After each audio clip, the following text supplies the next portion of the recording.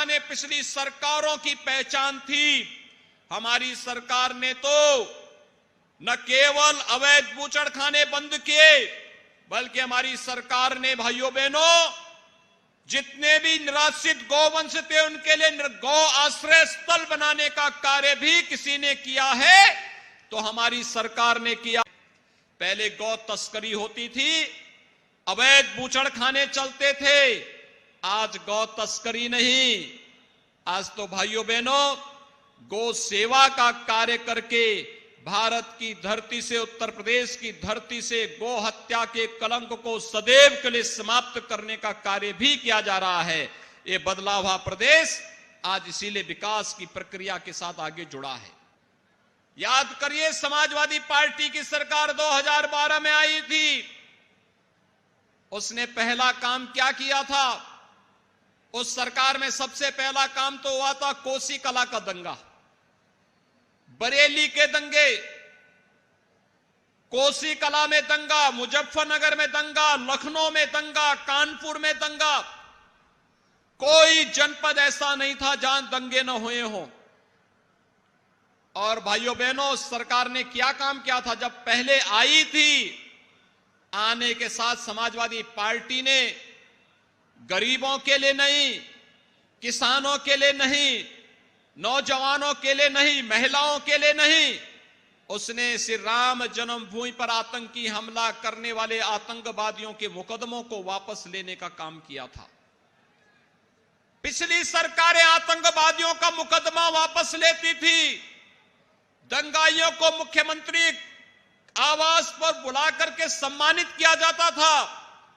लेकिन हमारी सरकार में आतंकवादियों को उनके लोक में पहुंचाने का कार्य होता है। आतंकवादियों के साथ किसी प्रकार की कोई रियायत नहीं, किसी प्रकार का कोई समझौता नहीं। इन लोगों के लिए वोट बैंक सर्वोपरि है।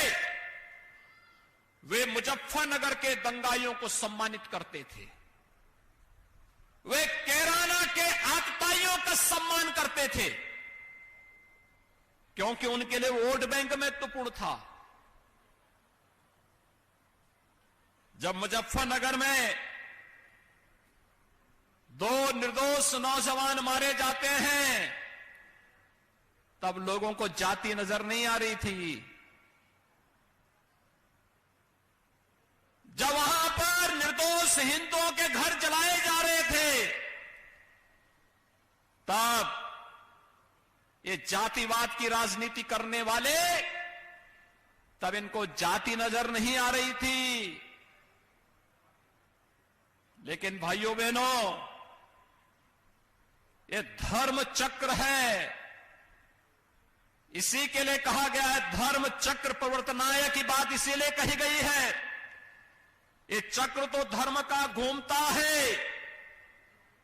ये चक्र ऐसा मोदी जी ने घुमा दिया है, जो लोग कल तक मंदिर जाने में संकोच करते थे, आज उनका टीका इतना बड़ा लगता है, तिलक इतना बड़ा लगाते हैं कि जैसे यही सबसे बड़े हिंदू हैं।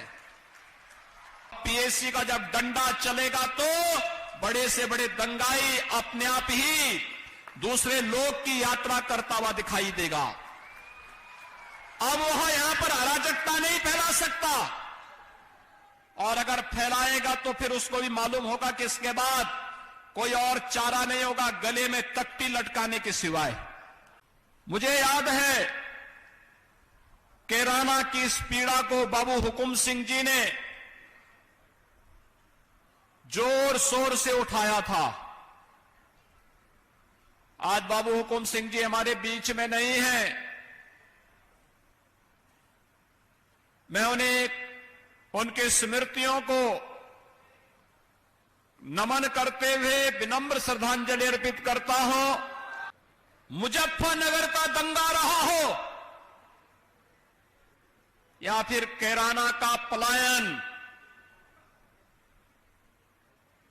ये हमारे लिए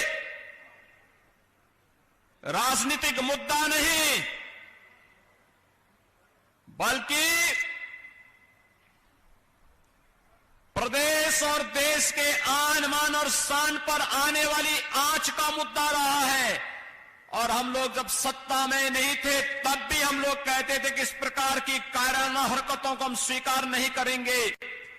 और सत्ता में आए तो अपराध और अपराधियों के प्रति जीरो टॉलरेंस की नीति के तहत कार्य प्रारंभ हुआ।